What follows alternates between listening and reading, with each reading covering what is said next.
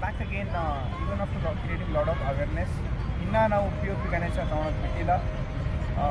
I can share you some videos what happened after ವಿಸರ್ಜನೆ ಆದಮೇಲೆ ಏನಾಗಿದೆ ನಿಮ್ಮ ಗಣೇಶ ಅಂತ ನೆಕ್ಸ್ಟ್ ವಿಡಿಯೋದಲ್ಲಿ ನಿಮ್ಗೆ ತೋರಿಸ್ತೀನಿ.